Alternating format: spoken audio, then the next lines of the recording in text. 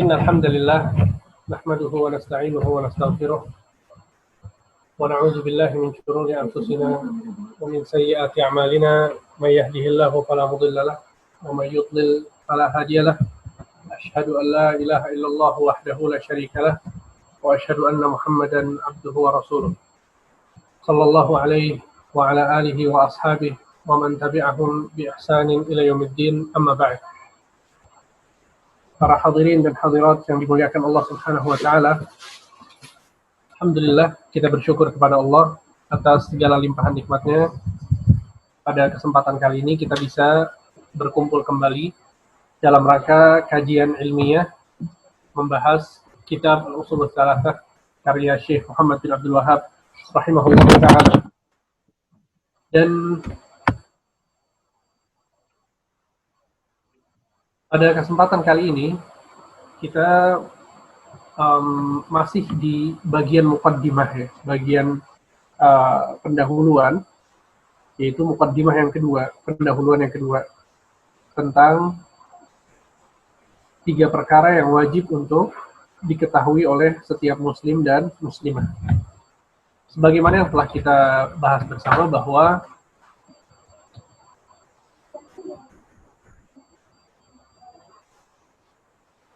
sebagaimana yang sudah kita bahas bersama bahwa penulis mencoba untuk menjelaskan tentang 3 fondasi penting dalam beragama, yaitu mengenal Allah Subhanahu wa taala, mengenal Nabi Muhammad SAW, dan juga mengenal agama Islam. Dan sebelum masuk ke pembahasan yang penting ini, yaitu 3 fondasi utama dalam beragama, penulis ya menyebutkan 2 muqaddimah penting atau 3 muqaddimah penting.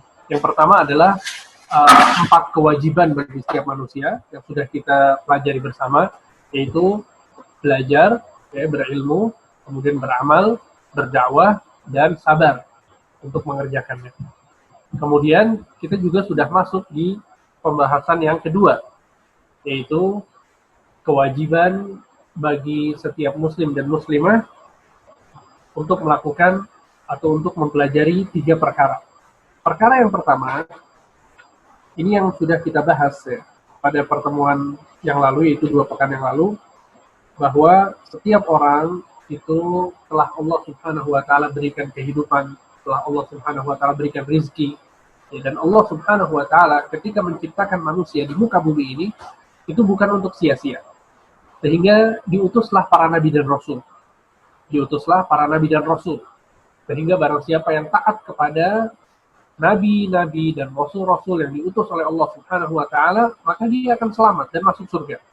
Dan barang siapa yang tidak taat kepada utusan-utusan Allah, ya, bermaksiat kepada mereka dan tidak patuh terhadap perintah-perintah mereka dan tidak menjauhi larangan-larangan mereka, maka ia pun akan celaka. Sebagaimana yang sudah kita bahas pada pertemuan yang lalu. Kemudian, ya, perkara yang kedua, dan ini adalah pembahasan kita pada kesempatan kali ini, yaitu ya ketika penulis mengatakan ats-tsaniyatu, yang kedua, annallaha la yarda an yushraka ma'ahu ahadun fi ibadatihi, la malakun muqarrab wala nabiyyun mursal. Ya, yang kedua, bahwa Allah Subhanahu wa taala tidak ridha, Allah Subhanahu wa taala tidak ridha jika ada seseorang yang berbuat kesyirikan kepadanya. Jika ada seseorang yang berbuat kesyirikan kepadanya, maksudnya adalah membuat tandingan bagi Allah Subhanahu wa taala dalam beribadah. Allah tidak ridha akan hal tersebut. La malakun muqarrab wala nabiyyun mursal. Baik yang ditujukan ibadah kepadanya adalah seorang nabi ataupun malaikat yang dekat dengan Allah Subhanahu wa taala. Maka Allah Subhanahu wa taala tidak ridha sama sekali. Ketika Allah Subhanahu wa taala memerintahkan kita untuk menjadikan ibadah hanya untuk Allah Subhanahu wa taala, maka kita nggak boleh jadikan ibadah ini untuk selain Allah. Siapapun makhluk tersebut, setinggi apapun kedudukan dia di sisi Allah Subhanahu wa taala, yang namanya ibadah tetaplah ibadah. Yang namanya ibadah tidak mungkin kita berikan kecuali hanya untuk Allah Subhanahu wa ta'ala.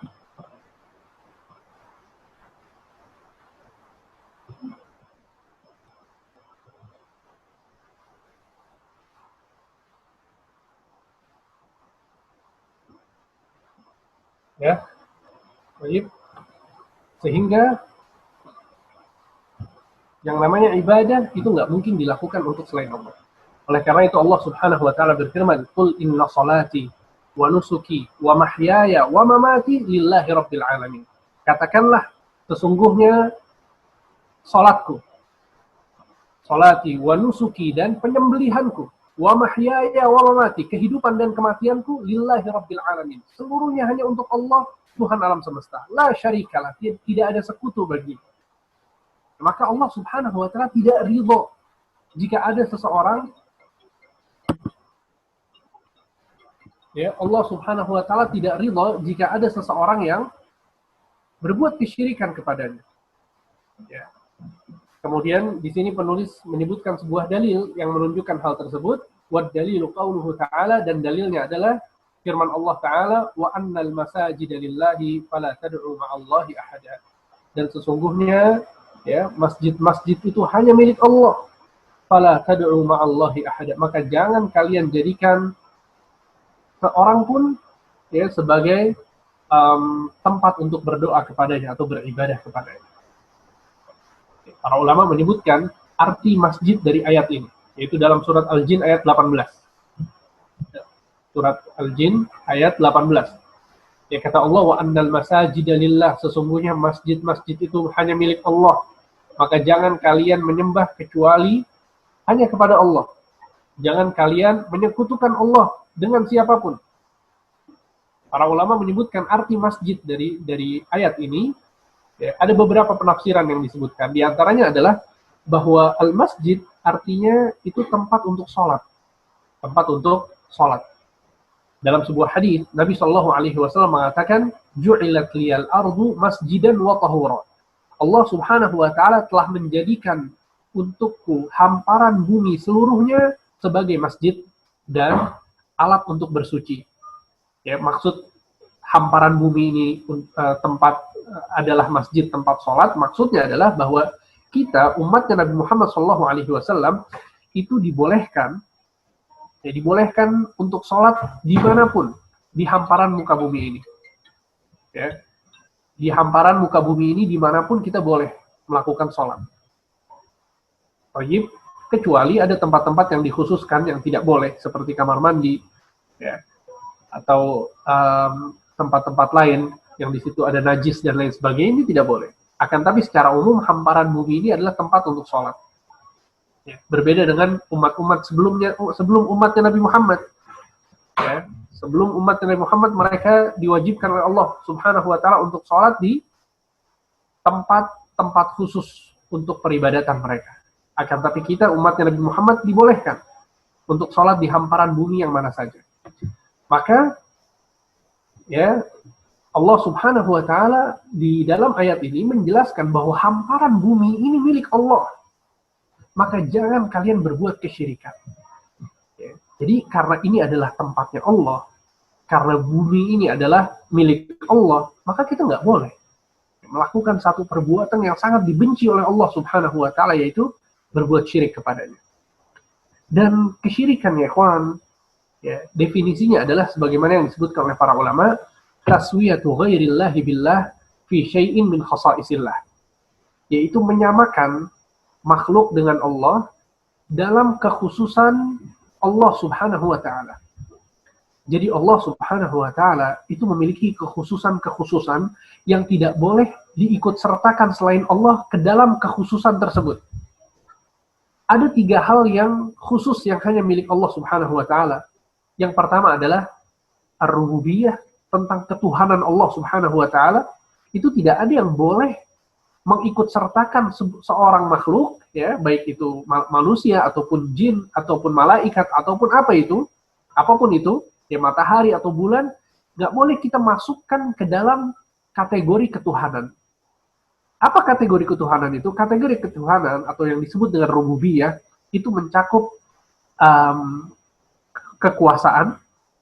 Ya, kekuasaan maksudnya yang memiliki muka bumi ini, yang memiliki langit, yang memiliki gunung, yang memiliki laut, yang memiliki pantai selatan, itu Allah. Ya, bukan jin, bukan tokoh-tokoh fiktif yang sering kita dengar. Ya, banyak orang yang meyakini bahwa pantai selatan itu miliknya Nyi Roro Kidul. Na'udzubillah min dzalik. Keyakinan seperti ini adalah meyakini bahwa selain Allah memiliki kekhususan yang harusnya hanya milik Allah. Yaitu kekhususan dalam al-mulkiyah, dalam penguasaan, dalam kerajaan Allah Subhanahu wa taala. Ya akhi, muka bumi dan langit seluruhnya adalah bagian dari kerajaan Allah Subhanahu wa taala. Jangan pernah kemudian kita meyakini bahwa Gunung Merapi misalnya itu dimiliki oleh sosok jin tertentu misalnya. Tidak. Tidak ada yang memiliki muka bumi ini, tidak ada yang memiliki langit, alam semesta ini seluruhnya kecuali hanya Allah Subhanahu wa taala. Sehingga ini adalah akidah yang penting untuk kita jaga. Ya, yaitu nggak boleh kita mengikut sertakan selain Allah dalam kekhususan yang hanya dimiliki oleh Allah Subhanahu wa taala. Yang pertama tadi apa? Rububiyah, dalam ketuhanan. Kemudian yang kedua dalam uluhiyah, yaitu dalam peribadatan. Ini juga nggak boleh. Ya. Dalam peribadatan contohnya adalah seperti sholat. Kita ketika melaksanakan sholat harus hanya untuk Allah Subhanahu wa taala. Sujud kita itu hanya untuk Allah Subhanahu wa taala. Nggak boleh kita sujud kepada patung misalnya, ya, atau sebagai penghormatan kepada orang-orang yang diagungkan, nggak boleh. Karena itu termasuk dari bagian menyelewengkan ibadah untuk selain Allah Subhanahu wa ta'ala. Sama halnya seperti menyembelih untuk selain Allah. Ya, dia ambil ayam berwarna hitam, kemudian pergi ke satu tempat tertentu yang dikatakan angker, kemudian dia mengucapkan misalnya sebagian mantra, kemudian dia sembelih, maka ini juga termasuk dari bagian kesyirikan. Ya, mengikut sertakan jin tersebut dalam kekhususan Allah dalam urusan penyembelihan. Karena menyembelih itu ibadah. Dan hanya boleh dilakukan untuk Allah Subhanahu wa ta'ala. Allah berfirman, "Fasholli li rabbika wanhar." Salatlah hanya untuk Tuhanmu dan menyembelihlah hanya untuk Tuhanmu. Kemudian juga dalam al-asma wa sifat, kita nggak boleh meyakini bahwa ada orang yang maha mengetahui selain Allah. Ya, sebagian orang, kalau dia dalam keadaan sulit, atau dia punya barang yang hilang, maka dia pergi ke sosok dukun misalnya, atau tukang sihir, dengan keyakinan di dalam hatinya bahwa dia mengetahui hal-hal yang gaib. Ya. Maka yakinlah bahwa sifat al-alim, ya, sifat al-ilm, sifat ilmu yang maha luas, yang maha meliputi segala sesuatu, itu hanya milik Allah Subhanahu wa ta'ala. Tidak ada satu orang pun yang mengetahui hal tersebut. Sehingga ini adalah maksud dari sebuah kesyirikan. Ya, yaitu mengikut sertakan selain Allah dalam kekhususan Allah Subhanahu wa ta'ala. Baik itu dalam urusan rububiyah, atau uluhiyah, atau asma' wa sifat. Baik. Dalam sebuah hadis, ya ikhwan, Nabi Shallallahu Alaihi Wasallam menyebutkan bahwa dosa yang terbesar adalah kesyirikan. Syirik adalah dosa yang terbesar. Kita tahu ya bahwa dosa itu ada sangat banyak. Ya, sangat banyak dosa. Bahkan para ulama senantiasa menulis kitab yang berjudul dengan Al-Kabair, atau dosa-dosa besar. Ya, seperti Imam Az-Zahabi punya kitab tentang dosa-dosa besar. Ya. Kemudian Ibnu Hajar Al-Haytami punya kitab tentang dosa-dosa besar. Kemudian juga Syekh Muhammad bin Abdul Wahab punya kitab tentang dosa-dosa besar. Ya, banyak ulama-ulama yang menulis buku-buku tentang dosa-dosa besar. Ya, sehingga dosa-dosa itu ada banyak. Ada banyak. Dan yang terbesar adalah kesyirikan kepada Allah Subhanahu wa ta'ala. Kita bisa bayangkan di situ ada pembunuhan, di situ ada zina, di situ ada penjarahan, di situ ada penganiayaan, di situ ada kezaliman antar manusia, maka itu semua dikalahkan dengan kesyirikan. Syirik adalah dosa yang terbesar. Ibnu Mas'ud radhiyallahu taala anhu wa ardhah, seorang sahabat yang mulia, pernah suatu hari bertanya kepada Nabi Muhammad SAW, "Ya Rasulullah, ayyu dzambi a'zam?" Wahai Rasulullah, apa dosa yang paling besar? Maka Rasulullah SAW mengatakan, "Anta ja'ala lillahi niddan wa huwa khalaqak." Ketika engkau mempersekutukan Allah padahal ia yang menciptakanmu. Ya, sehingga mempersekutukan Allah dalam beribadah adalah dosa yang paling besar menurut konteks hadis yang disebutkan oleh Rasulullah Shallallahu Alaihi Wasallam. Ya. Dan mempelajari tentang seluk-beluk kesyirikan adalah satu hal yang sangat penting untuk dilakukan oleh seorang muslim. Seseorang semakin dia teredukasi ya, tentang sebuah keburukan, maka dia akan semakin mawas diri untuk menjauhkan keburukan tersebut. Dalam segala hal. Kita nggak bicara hanya dalam urusan agama saja. Bahkan dalam urusan dunia pun demikian.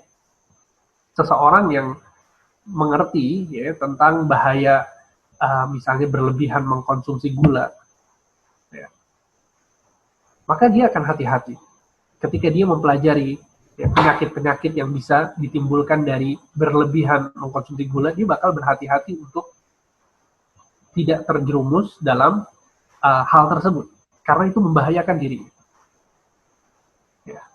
Dan sebaliknya, orang yang tidak teredukasi tentang hal ini, dia bakal terjerumus dalam kesalahan tersebut, sehingga menimbulkan penyakit-penyakit yang parah. Ya, kita tahu ya bahwa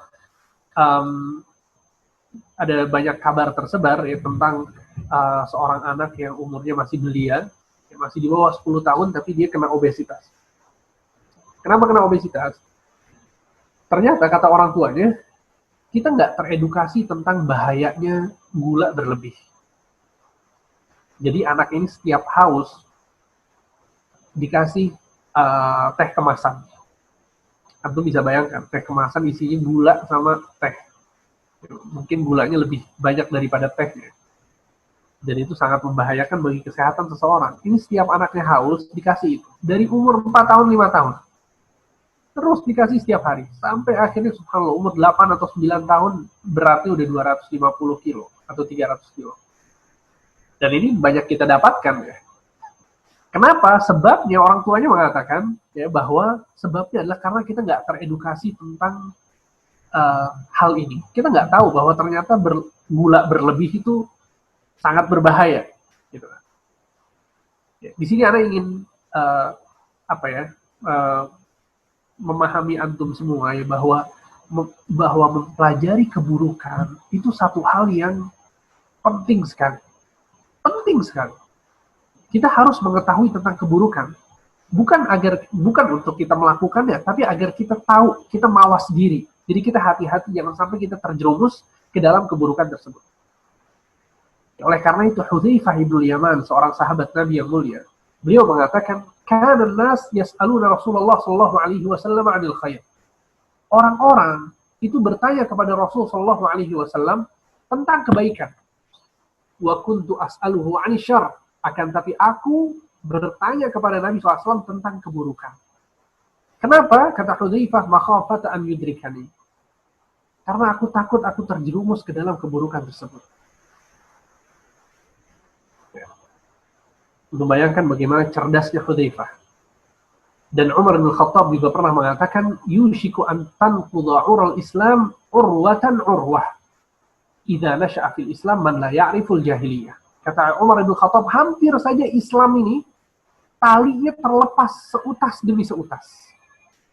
Kenapa? Kata Umar, jika ada di kalangan kaum muslimin yang mereka tumbuh di dalam Islam, tapi mereka tidak tahu tentang jahiliyah. Kata Umar, bahaya. Seseorang harus mempelajari tentang jahiliyah. Maksudnya adalah tentang amalan-amalan buruk. Ya, itulah kenapa, sebagaimana yang Anda sebutkan tadi, banyak ulama yang menulis kitab yang berkaitan tentang dosa-dosa besar. Dikumpulkan dosa-dosa besar itu dalam satu kitab. Apa manfaatnya? Supaya kita teredukasi tentang bahaya-bahaya dosa-dosa tersebut. Jangan sampai kita terjerumus ke dalam dosa-dosa tersebut. Maka pada kajian kali ini, Anda ingin mengupas tentang bahaya kesyirikan. Kesyirikan adalah dosa yang paling besar. Tidak ada dosa yang lebih besar dari kesyirikan. Ada 7 alasan yang menjelaskan tentang hal tersebut. Ya, silakan antum catat, antum hafalkan. Ya, semoga ini menjadi bahan edukasi bagi kita semua agar kita tidak terjerumus ke dalam kesyirikan dan kita mengetahui betapa bahayanya kesyirikan. Alasan yang pertama, tujuh alasan yang menjadikan syirik dosa yang terbesar. Alasan yang pertama adalah kesyirikan merupakan kezaliman yang paling besar. Kesyirikan merupakan kezaliman yang paling besar. Az-zulmu atau kezaliman, ya, artinya adalah wad'u syai'i fi ghairi mahallih. Meletakkan sesuatu bukan pada tempatnya. Itu adalah kezaliman. Ketika seseorang mempergunakan suatu barang, padahal mempergunakan suatu barang bukan pada fungsinya, ketika seseorang mempergunakan suatu barang bukan pada fungsinya, maka dia telah melakukan kezaliman. Karena dia meletakkan sesuatu bukan pada tempatnya. Maka ketika seseorang meletakkan ibadah bukan pada tempatnya, menunjukkan ibadah ini ditujukan bukan kepada Allah, maka dia telah meletakkan sesuatu bukan pada tempatnya. Maka ini adalah sebuah kezaliman. Kita bisa lihat bagaimana manusia ini, mereka betul-betul merasa kezaliman adalah sesuatu yang buruk. Mereka merasa kezaliman ini sesuatu yang tidak bisa diterima. Kita nggak ridho dengan kezaliman, apalagi kezaliman itu menimpa diri kita. Maka bagaimana kalau sebuah kezaliman yang dilakukan terhadap Allah Subhanahu wa Ta'ala? Allah Subhanahu wa Ta'ala berfirman dalam surat Luqman ayat 13, "Inna syirka la dzulmun 'adzim." Sesungguhnya kesyirikan kepada Allah adalah kezaliman yang paling besar. Kesyirikan kepada Allah adalah kezaliman yang paling besar. Untuk bisa bayangkan, kesyirikan adalah kezaliman yang paling besar, yang tidak ada lagi kezaliman yang lebih besar dari itu.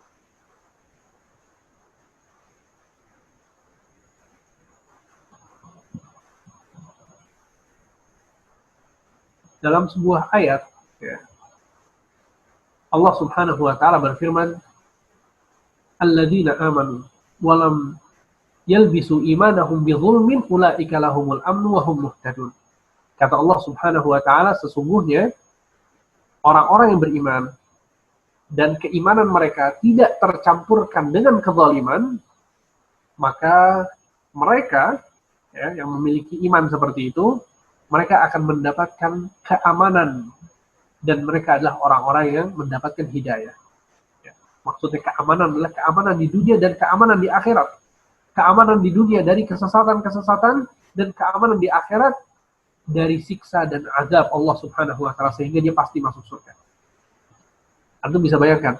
Jadi syarat untuk mendapatkan hidayah dan keamanan ini adalah imannya itu tidak tercampuri dengan kezaliman. Bersih dari kezaliman. Ketika para sahabat Nabi radhiyallahu anhum wa ardhahum, mereka ketika para sahabat Nabi ini, ketika para sahabat ini mereka mendengar ayat tersebut, maka para sahabat merasa berat. Kata mereka, "Wahai Rasulullah, wa ayyuna lam yadhlim nafsahu?" Siapa di antara kita yang tidak berbuat zalim atas dirinya sendiri? Maka kata Rasulullah SAW, maksud dari kezaliman di ayat tersebut adalah sebagaimana yang Luqman katakan dalam Al-Quran, "Inna syirka la dzulmun 'adzim." Sesungguhnya kesyirikan adalah kezaliman yang besar.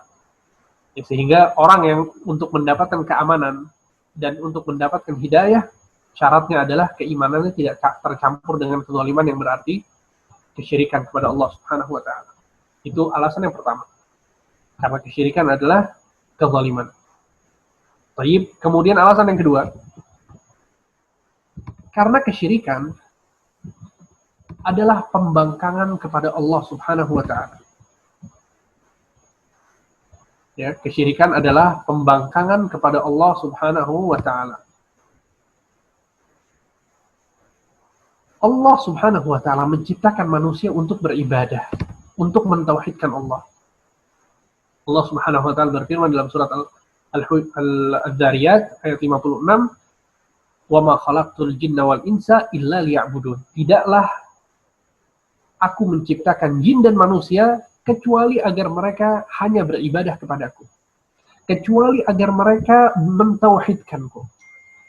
Allah Subhanahu wa taala telah menggariskan tujuan diciptakannya manusia. Tujuan manusia ini ada di dunia itu untuk menyembah Allah.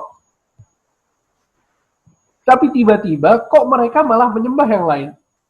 Maka ini adalah bentuk pembangkangan kepada Allah Subhanahu wa taala. Inilah alasan kedua mengapa kesyirikan merupakan dosa yang paling besar. Karena kesyirikan adalah pembangkangan kepada Allah Subhanahu wa taala. Kemudian yang ketiga,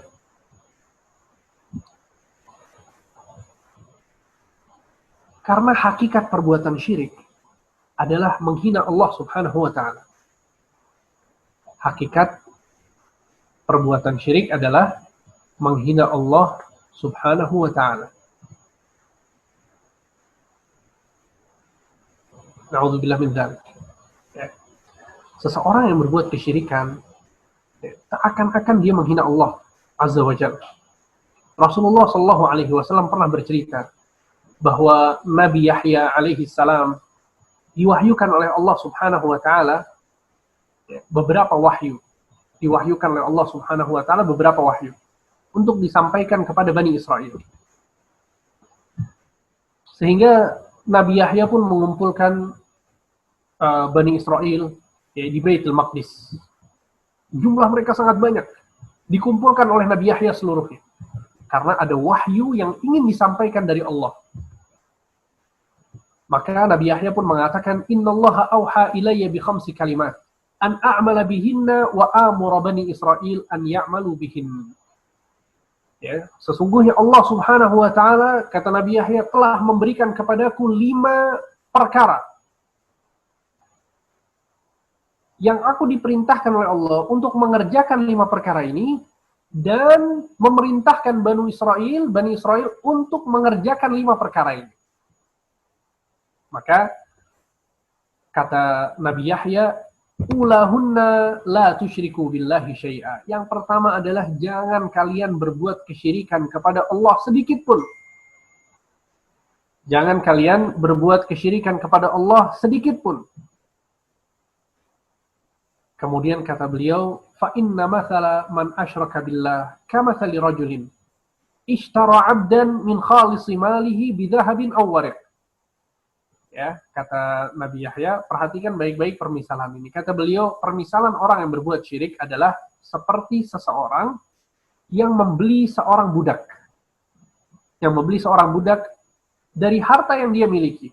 Dia punya emas, dia punya perak, digunakan itu untuk membeli seorang budak.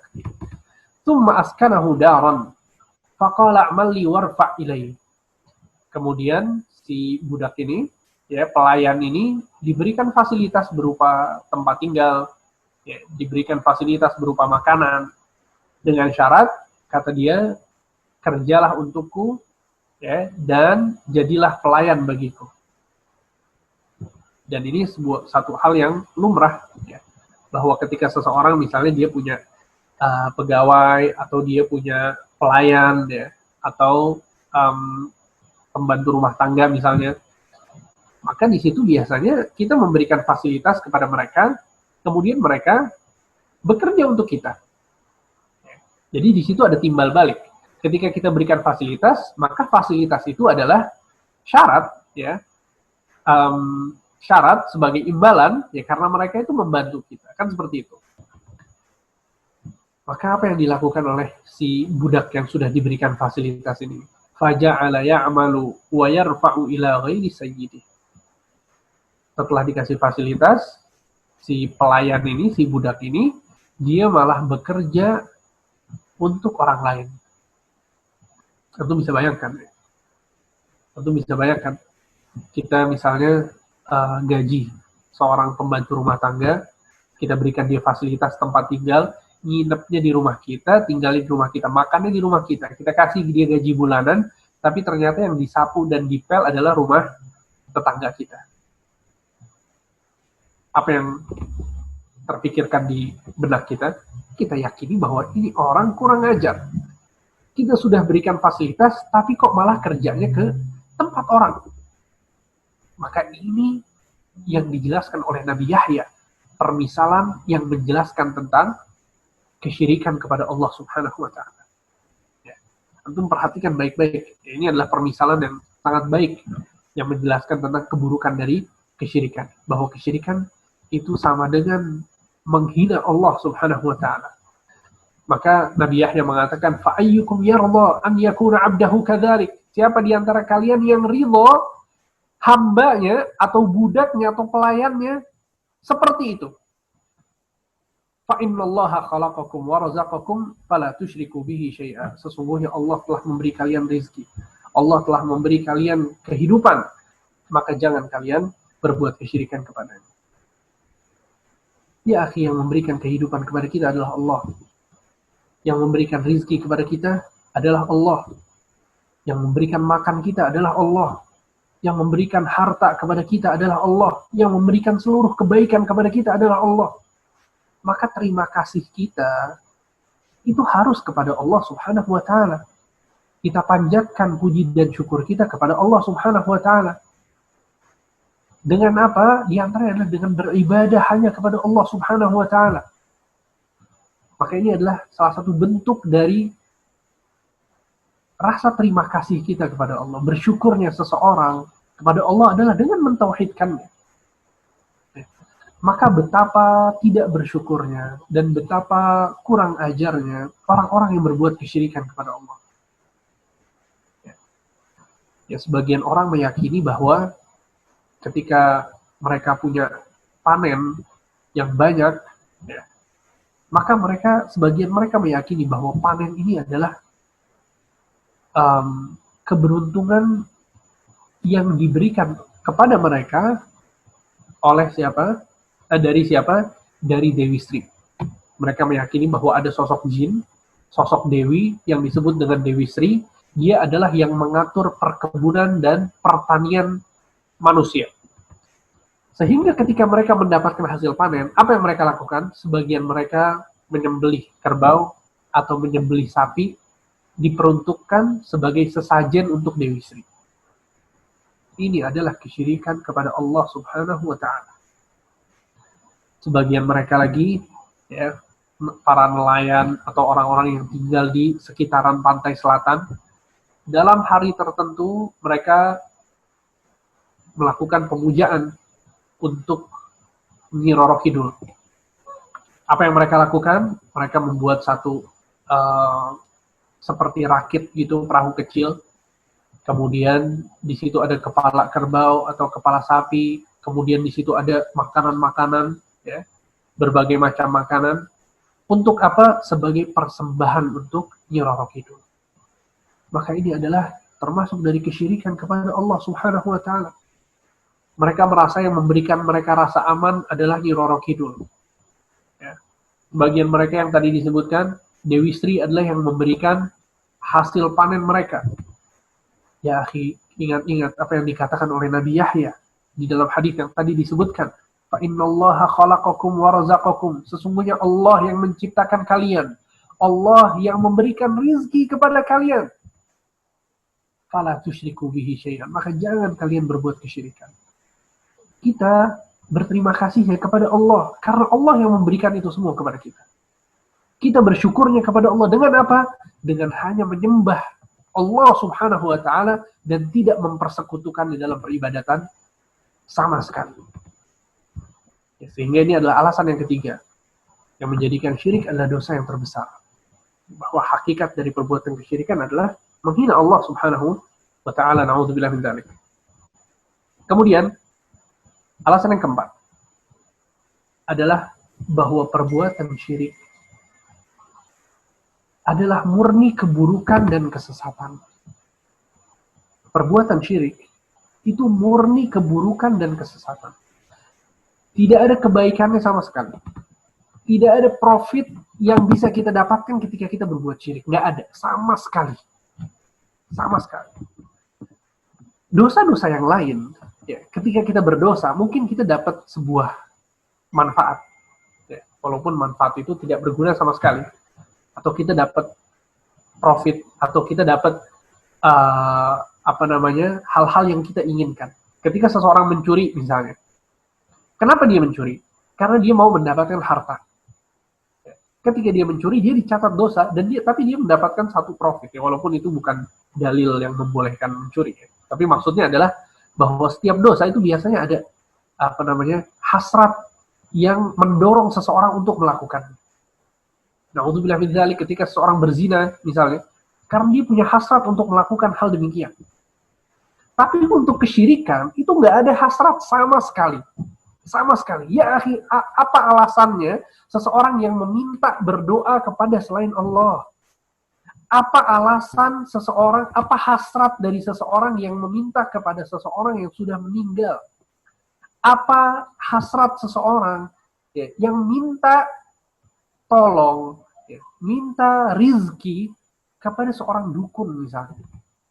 Allah, ikhwan, ini adalah satu musibah yang melanda banyak dari kalangan kaum muslimin. Banyak dari kalangan kaum muslim, kalau mereka punya kesulitan, mereka datangi ke dukun. Dan ini fakta dan realita ya. Bahwa banyak di antara kaum muslimin yang mereka ketika sulit atau mereka punya masalah dalam rumah tangga, misalnya coba deh kita tanya ke si fulan, orang pinter katanya, mungkin dia bisa menyelesaikan permasalahan ini. Akhirnya dicurhat sama si dukun, kemudian diperintahkan untuk ini, untuk itu, dan seterusnya. Sebagian mereka merasa sulit dalam hal rizki. Dia coba kerja, kemudian gagal, kerja lagi, gagal lagi. Dia berusaha membangun bisnis dan seterusnya, tapi selalu gagal. Akhirnya dengar-dengar dari temannya ternyata ada fulan orang pintar. Coba datang supaya bisnisnya mulus. Akhirnya datang ke orang pintar tersebut. Ya, ini adalah perbuatan yang sangat tercela. Kemudian kalau dia meyakini bahwa si dukun ini mengetahui yang gaib, ya, dia datang untuk mengambil saran-sarannya dan ilmu-ilmu yang gaib tersebut, maka ini merupakan sebuah kekufuran kepada Allah Subhanahu wa taala. Dan dia telah berbuat kesyirikan karena dia meyakini kekhususan Allah pada suatu manusia atau pada suatu makhluk. Nggak akan ada yang bisa memberikan rezeki kecuali Allah. Nggak akan ada yang bisa memberikan solusi dalam urusan keuangan kita kecuali Allah Subhanahu wa taala. Sehingga perbuatan syirik adalah murni keburukan dan kesesatan, dan nggak ada hasilnya ya akhi. Sekarang kalau memang para dukun ya atau paranormal dikatakan demikian, mereka adalah orang-orang yang bisa memberikan uang kepada kita, bisa memberikan rizki kepada manusia, maka tentu mereka adalah orang-orang yang paling kaya. Betul tidak? Kan logikanya seperti itu. Gimana dia sekarang nolong orang-orang supaya jadi kaya, tapi dia yang nggak kaya? Kan nggak, mustahil, nggak mungkin. Semua orang punya hasrat kepada harta. Ya, ketika seorang punya kelebihan harta, itu adalah sebuah karunia, sebuah nikmat, gitu kan? Katakanlah demikian. Maka bagaimana sekarang dia membagi-bagi nikmat, tapi dianya sendiri sengsara? Dan subhanallah, ikhwan, ternyata dukun-dukun banyak orang miskin. Banyak orang-orang yang terlantar. Betul tidak? Kalau ternyata dukun-dukun ini mereka bisa memberikan harta, bisa memberikan rezeki, maka pasti orang-orang yang paling kaya, yang masuk ke majalah Forbes itu, pasti dukun-dukun semua. Nomor 1, nomor 2, nomor 3, nomor 4, nomor 5. Ya. Tapi nyatanya bukan mereka. Nyatanya orang yang paling kaya di dunia adalah si fulan, yang dia punya perusahaan, kemudian dia gigih dalam bekerja, dan seterusnya. Di situ ada kisah-kisah dia bagaimana dia membangun bisnisnya. Di Indonesia pun demikian, orang-orang yang terkaya yang di Indonesia adalah orang-orang yang memang mereka bekerja, cari uang, mereka pebisnis, dan seterusnya. Dan bukan dukun. Kalau memang dukun adalah memberikan harta, memberikan rezeki, maka mereka yang pasti yang paling kaya. Ternyata bukan demikian. Sehingga kesyirikan adalah murni keburukan dan murni kesesatan. Tidak ada profit sedikit pun dalam kesyirikan. Kesyirikan isinya hanyalah dosa, hanyalah keburukan, hanyalah penyimpangan, hanyalah kesesatan. Tidak ada kebaikan sama sekali. Tidak ada kebaikan sama sekali. Na'udzubillah min dzalik. Itu adalah alasan yang keempat. Kemudian alasan yang kelima. adalah bahwa dosa syirik tidak akan diampuni oleh Allah Subhanahu wa Ta'ala. Dosa syirik tidak akan diampuni oleh Allah Subhanahu wa Ta'ala. Tadi kita katakan bahwa dosa syirik itu tidak ada profit, tidak ada kebaikan sama sekali. Baik, anggaplah kita mendapatkan kebaikan dari kesyirikan. Anggaplah kita menjadi orang kaya karena kesyirikan. Tapi apa gunanya kekayaan itu? Apa gunanya profit yang kita dapatkan, keuntungan yang kita dapatkan, kalau ternyata itu adalah dosa yang tidak diampuni oleh Allah Subhanahu wa Ta'ala?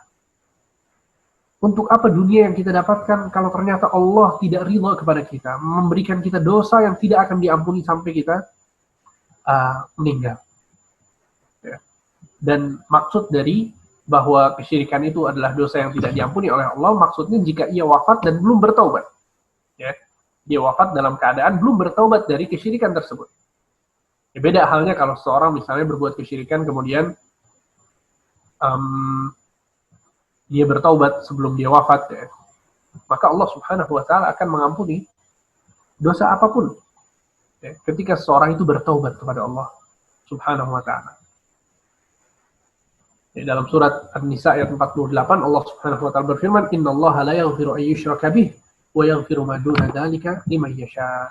Sesungguhnya Allah Subhanahu wa Ta'ala tidak akan mengampuni orang yang berbuat syirik, dan ia akan mengampuni dosa selain kesyirikan bagi orang-orang yang ia kehendaki. Bagi orang-orang yang ia kehendaki. Kemudian alasan yang keenam adalah bahwa dosa syirik ya, menghapus seluruh amal soleh. Dosa syirik itu menghapus seluruh amal soleh. A'udzubillahi min dzalik, ya. Semoga kita semua dijauhkan oleh Allah Subhanahu wa Ta'ala dari dosa yang satu ini. Seseorang yang sholat selama puluhan tahun, dia puasa Ramadan selama puluhan tahun, dia bersedekah, dia berinfak, dia mengeluarkan zakat, dia haji, dia umrah, amal ibadah yang dia lakukan berpuluh-puluh tahun ini, itu semuanya hancur lebur. Semuanya hilang begitu saja ketika ia melakukan kesyirikan.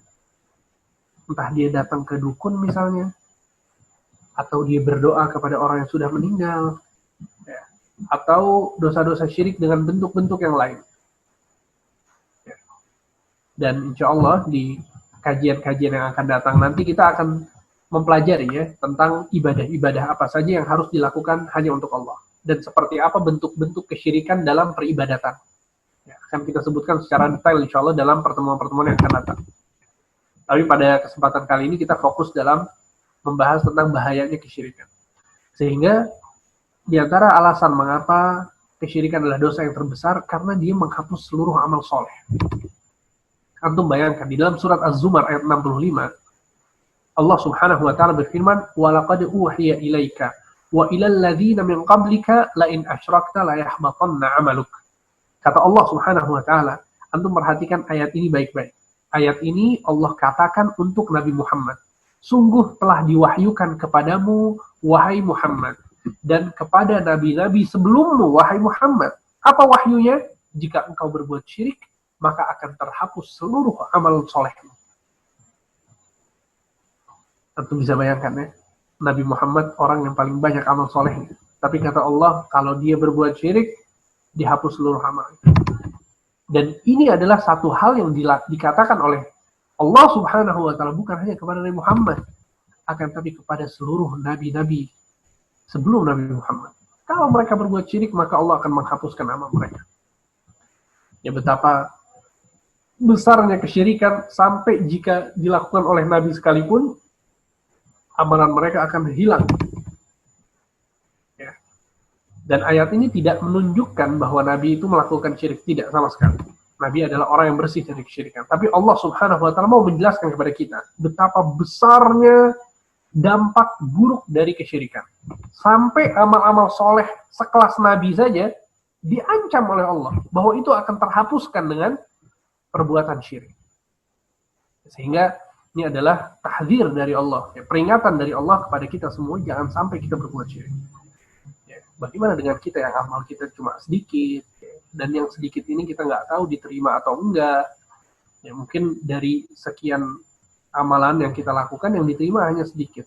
Dan kalau yang sedikit ini kemudian terhapus oleh kesyirikan, maka kita nggak akan mendapatkan apa-apa. Kemudian yang ketujuh, ya, alasan yang menjadikan syirik dosa terbesar adalah bahwa dosa syirik adalah sebab seseorang masuk neraka untuk selama-lamanya. Dosa syirik adalah sebab seseorang masuk neraka untuk selama-lamanya. Ya. Allah Subhanahu wa taala berfirman dalam surat Al-Maidah ayat 72. Innahu may yusyrik billah faqad harramallahu alaihi al-jannah wa ma'wahu an-nar wa ma lidh-dhalimin min ansar. Sesungguhnya barang siapa yang menyekutukan Allah, sungguh Allah haramkan baginya surga dan Allah akan menjadikan neraka sebagai tempat kembalinya. Wa ma lidh-dhalimin min ansar. Dan tidak ada penolong bagi orang-orang yang berbuat zalim. Ya, maksud berbuat zalim di sini adalah kezaliman yang besar, yaitu kesyirikan. Sehingga orang yang berbuat syirik, dia masuk neraka selama-lamanya. Untuk bisa bayangkan, selama-lamanya. Ya, terkadang seseorang gitu ya, dia ketika di dunia kemudian mendapatkan satu kesulitan. Ya, Masya Allah, satu malam dia memikirkan kesulitan itu seakan-akan malam itu sangat panjang. Ketika dia memikirkan sebuah keburukan, sebuah kesulitan yang dia dapatkan, ya, sehari, 2 hari, dia dalam satu masalah itu bagaikan setahun, 2 tahun. Makanya sebagian ulama bilang bahwa perasaan waktu itu cepat berlalu, itu merupakan sebuah nikmat dari Allah kepada kita. Ketika kita merasakan bahwa waktu itu cepat berlalu, itu nikmat dari Allah kepada kita. Terkadang kan kita suka menjalani hari-hari seakan-akan cepat gitu ya. Ya Allah, kita baru, seakan-akan kita baru aja mulai kerja, ternyata sekarang kita udah kerja di perusahaan ini 10 tahun misalnya. Atau seakan-akan saya baru SMA, tapi sekarang ternyata saya udah nikah. Nah, perasaan cepat waktu berlalu itu nikmat dari Allah Subhanahu wa ta'ala. Apalagi kalau waktu-waktu yang cepat berlalu itu ternyata digunakan untuk yang bermanfaat ya. Ternyata antum sibuk dalam urusan agama, antum sibuk dalam ibadah, ya, antum sibuk menuntut ilmu, ternyata nggak kerasa saya udah hadir kajian ini udah 10 tahun misalnya. Itu nikmat dari Allah. Dan terkadang ada orang-orang yang dia merasakan bahwa sehari sangat lama sekali karena dia berkutat dalam sebuah masalah. 1 tahun yang dia rasakan itu bagaikan 100 tahun. Karena saking sulitnya 1 tahun yang dia jalankan. Ada banyak masalah, ada banyak kesulitan, ada banyak urusan sama orang-orang yang nggak selesai, dizolimi, dan seterusnya. Sehingga betul-betul menyita pikirannya. Dalam 1 tahun itu bagaikan 100 tahun. Antum bayangkan itu cuma 1 tahun. Ini di neraka, dan neraka itu seburuk-buruknya tempat. Ya, bukan cuma fisik yang diadab, tapi mental juga diadab. Kita nggak bisa makan, nggak bisa minum kecuali sesuatu yang betul-betul menyiksa kita. Kita nggak melihat kecuali sesuatu yang sangat menyeramkan. Kita nggak mendengar kecuali suara-suara yang menakutkan. Itu terjadi seumur hidup. Selama-lamanya tanpa batas. Tidak ada kematian di sana. Ya, na'udzubillah min dzalik. Itu adalah balasan bagi orang-orang yang berbuat syirik. Menyekutukan Allah. Dia menjadikan ibadah yang harusnya untuk Allah, dia lakukan untuk selain Allah. Entah dia pergi ke dukun, atau dia percaya sama jin ini, sama jin itu. Dia percaya bahwa yang menolong dia adalah Dewi Fulanah, wala Dewa Fulan, kita nggak tahu. Itu hal-hal yang, ikhwan, ini merusak, menghancurkan agama kita. Bukan cuma merusak, menghancurkan agama kita di dunia, bahkan di akhirat kelak itu nasib kita udah nggak tertolong. Nggak tertolong sama sekali. Coba untuk perhatikan hadis ini baik-baik.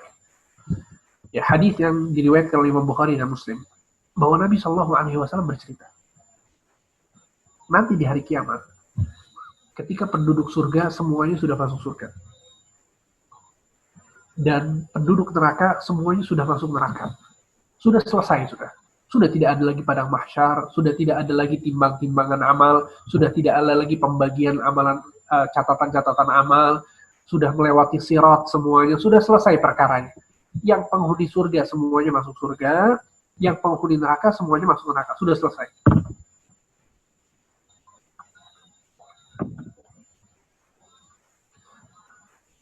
Allah Subhanahu wa taala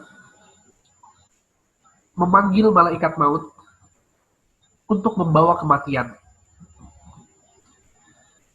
Malaikat maut biasanya dia mencabut nyawa, kemudian menjadikan seseorang yang tadinya hidup menjadi mati. Sekarang yang dibawa oleh malaikat maut adalah apa? Kematian. Maka kata Rasulullah SAW, fayu'tal maut kahayati kabsh, bihayati kabsh. Maka dibawalah kematian oleh malaikat maut ini dengan berupa domba. Jadi kematian ini sama Allah Subhanahu wa taala di hari kiamat nanti dijadikan bentuknya itu seperti domba. Maka Allah Subhanahu wa taala memanggil penghuni surga. Allah mengatakan, ya ahlal jannah, wahai penghuni surga, fayashra'ibuna wa yanzurun, maka mereka melongok keluar surga melihat ke domba tersebut, kematian tersebut. Maka Nabi SAW, Allah Subhanahu wa taala mengatakan, hal ta'rifuna hadza, apakah kalian tahu apa ini? Maka penghuni surga semuanya mengatakan, iya ya Allah, kami mengetahui ini. Itu adalah kematian. Hadzal maut, ini adalah kematian. Wa kulluhum qad ra'ah, dan semua penghuni surga melihat kematian itu. Kemudian Allah Subhanahu wa taala memanggil penghuni neraka. Ya ahlan nar, wahai penghuni neraka, fayashra'ibuna wa yanzurun, maka penghuni neraka mereka semuanya melongok keluar neraka untuk melihat kematian. Nabi Allah Subhanahu wa taala mengatakan, hal ta'rifuna hadza? Apakah kalian tahu apa ini? Mereka mengatakan, bala ya Rabb, kami tahu itu adalah kematian. Kulluhum qad ra'ah, kata Nabi. Semuanya, penghuni neraka semuanya melihat. Sekarang penghuni surga melihat kematian, penghuni neraka melihat kematian. Maka Allah Subhanahu wa taala memerintahkan malaikat maut untuk menyembelih kematian. Maka malaikat maut menyembelih kematian tersebut. Matilah siapa? Kematian. Tidak ada lagi kematian. Dari mulai hari itu selama-lamanya. Maka Allah mengatakan ke penghuni surga yang menyaksikan momen tersebut, kata Allah, ya ahlal jannah, khuludun bila maut, wahai penghuni surga, kenikmatan bagi kalian, kehidupan bagi kalian di surga selama-lamanya tanpa kematian. Tentu bisa bayangkan ya, di surga semua isinya kenikmatan, semua isinya kebaikan, semua isinya adalah kenikmatan-kenikmatan, dan mereka tinggal di sana tanpa ada kematian lagi. Semoga Allah Subhanahu wa taala menjadikan kita penghuni surga. Amin ya rabbal alamin. Kemudian Allah mengatakan kepada penghuni neraka, ya ahlan nar, khuludun bila maut. Wahai penghuni neraka, kehidupan bagi kalian di dalam neraka selama-lamanya sampai kalian tidak ada kematian lagi selama-lamanya. Ya na'udzubillah min dzalik. Semoga Allah Subhanahu wa taala menjauhkan kita dari neraka dan azab neraka. Nah, di sini ikhwan, antum tahu, orang-orang yang dikatakan oleh Allah, kalian di neraka selama-lamanya, siapa mereka? Di antara mereka ada orang-orang Islam, yang awalnya Islam, kemudian mereka terjatuh ke dalam kesyirikan. Sehingga mereka menjadi penghuni neraka selama-lamanya. Oleh karena itu, seorang muslim patut untuk takut terhadap kesyirikan. Patut untuk takut. Nabi Ibrahim alaihissalam mengatakan, wajnubni wa baniya an na'budal asnam. Ya Allah, Nabi Ibrahim berdoa, ya Allah, jauhkanlah diriku dan anak-anak keturunanku, jangan sampai ada di antara mereka yang menyembah berhala. Coba kita bayangkan sekarang, ada di antara kita yang berdoa kepada Allah, jauhkan kita dari menyembah berhala. Kita katakan nggak mungkin, saya setiap hari sholat, saya setiap hari beribadah kepada Allah. Nabi Ibrahim yang dia adalah Nabi dan Rasul, orang yang sangat dicintai oleh Allah, dia berdoa kepada Allah jangan sampai terjatuh pada kesyirikan.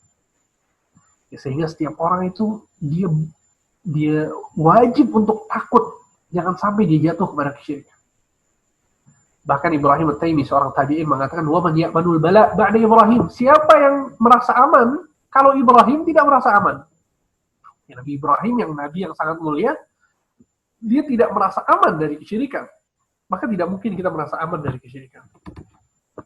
Ya, bahkan Nabi Muhammad SAW juga ya, mengajarkan kita untuk berdoa kepada Allah dengan mengatakan, Allahumma inni a'udzubika an usyrika wa ana a'lamu wa astaghfiruka lima la a'lam. Ya Allah, aku memohon ampun kepadamu jika aku berbuat kesyirikan dalam keadaan aku mengetahui. Dan aku minta ampun kepadamu, ya, Allahumma inni a'udzubika, ya Allah, aku berlindung kepadamu jangan sampai aku melakukan kesyirikan dalam kondisi aku mengetahui, dan aku minta ampun kepadamu jika aku pernah melakukan kesyirikan sedangkan aku tidak mengetahui. Maka ini adalah doa yang sangat baik untuk diucapkan. Ya, silahkan antum hafalkan doanya. Ya, dibaca sesering mungkin. Ya, ini adalah doa agar kita tidak terjerumus ke dalam kesyirikan. Allahumma inni a'udzubika an usyrika bika wa ana a'lam wa astaghfiruka lima la a'lam. Ya Allah, aku berlindung kepadamu dari berbuat syirik dalam keadaan aku tahu, dan aku minta ampun kepadamu kalau aku terjatuh ke dalam kesyirikan dalam keadaan aku tidak tahu. Ya. Maka ya, ini adalah bahaya dari kesyirikan. Antum bisa pelajari, antum bisa lihat bagaimana bahayanya kesyirikan. Oleh karena itu, ya, seorang muslim yang peduli adalah muslim yang senantiasa mengingatkan orang-orang dari bahaya kesyirikan. Seorang da'i yang peduli terhadap umat adalah da'i yang sering bicara tentang kesyirikan. Untuk apa? Jangan sampai umat ini terjatuh dalam dosa yang berat ini, jangan. Kita merasa peduli, jangan sampai umat ini terjeblos dalam kesyirikan yang akan menjadikan mereka selama-lamanya di neraka, akan menjadikan mereka tidak diampuni dosanya, akan menjadikan mereka terhapus amal solehnya, akan menjadikan mereka berbuat kurang ajar kepada Allah, sebagaimana yang tadi sudah kita jelaskan. Ya, sehingga ketika kita melihat seorang ustadz atau seorang da'i sangat gigih dalam berdakwah kepada tauhid, dia semangat sekali untuk menjelaskan tentang kesyirikan, ya, jangan sampai umat itu terjatuh ke dalam hal tersebut, maka ini pertanda baik.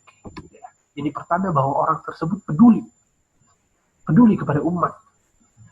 Ya, sebagaimana Nabi SAW, Rasulullah SAW, orang yang paling semangat untuk mewanti-wanti para sahabatnya jangan sampai terjatuh ke dalam kesyirikan.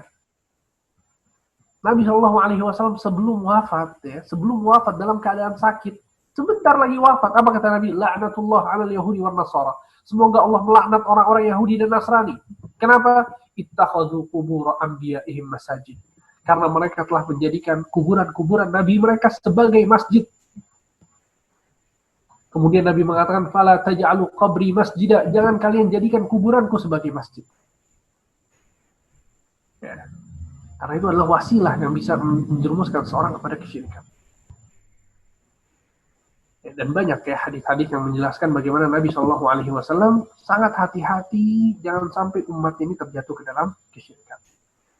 Insya Allah ini adalah muqaddimah tentang bahaya kesyirikan. Insya Allah nanti rinciannya akan kita bahas ya, ketika kita menjelaskan tentang ibadah-ibadah, bentuk-bentuk ibadah yang harus ditujukan hanya kepada Allah Subhanahu wa taala, nanti akan kita sebutkan secara detail ya, kesyirikan dalam bertawakal, kesyirikan dalam rasa takut, kesyirikan dalam rasa harap, ya, kesyirikan dalam minta tolong, kesyirikan dalam berdoa. Itu semua nanti insya Allah akan kita rincikan pada waktunya. Mungkin hanya itu yang bisa disampaikan. Semoga apa yang disampaikan bermanfaat. Wassallallahu ala nabiyina Muhammad wa ala alihi wa sahbihi ajma'in. Syukran Ustaz, jazakallahu khair, barakallahu fiik atas pemaparan materinya. Sebelum kita masuk sesi tanya jawab, Ana akan sampaikan sedikit untuk kajian hari ini. 7 alasan syirik adalah dosa terbesar. di mana definisi syirik adalah menyamakan makhluk dengan Allah yang meliputi 3 kekhususan milik Allah, yaitu rububiyah, yaitu ketuhanan, uluhiyah terkait peribadatan, dan yang ketiga asma wa sifat yang terkait dengan nama dan sifat-sifat Allah. Dan merupakan dosa terbesar karena 7 hal. Yang pertama, syirik merupakan kezaliman terbesar karena tidak meletakkan sesuatu pada tempatnya. Kemudian yang kedua, karena kesyirikan adalah pembangkangan kepada Allah Subhanahu wa taala. Yang ketiga, syirik seakan-akan menghina Allah Subhanahu wa taala. Dan kemudian yang keempat, syirik merupakan murni keburukan dan kesesatan dan tidak ada kebaikan sama sekali. Kemudian yang kelima, dosa syirik tidak akan diampuni Allah. Kemudian yang keenam, dosa syirik menghapus seluruh amal soleh. Dan yang ketujuh, syirik merupakan sebab seseorang masuk neraka selama-lamanya. Untuk sesi tanya jawab, dimulai dengan sesi penanya langsung. Tafadol pada penanya langsung bisa raise hand, nanti Ana buka mic-nya. Tafadol pada Ramadan. Assalamualaikum warahmatullahi wabarakatuh. Ustaz Hamdi. Assalamualaikum. Ahlan wa sahlan. Alhamdulillah ya, sehat. Ahlan bik, Ustaz. Alhamdulillah. Barakallahu fikum. Ustaz, syukran atas sharing materinya. Ada pertanyaan sedikit yang Ana ingin tanyakan mengenai dakwah kepada orang-orang yang kafir, orang-orang yang syirik di sekitar kita. Terutama ini mungkin konteksnya adalah non-muslim, Ustaz. Karena kita hidup di Indonesia dan mungkin sebagian besar kita mungkin merasakan yang namanya sekolah umum, kemudian dunia kerja juga ada teman-teman yang non-muslim, dan kadang-kadang teman-teman non-muslim ini juga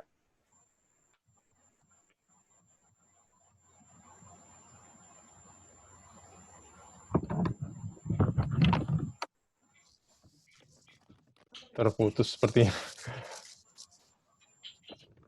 Mungkin kita lanjut ke penanya berikutnya dulu, kalau ada nanti akan lanjutkan kembali kepada Ramadan. Rinaldo.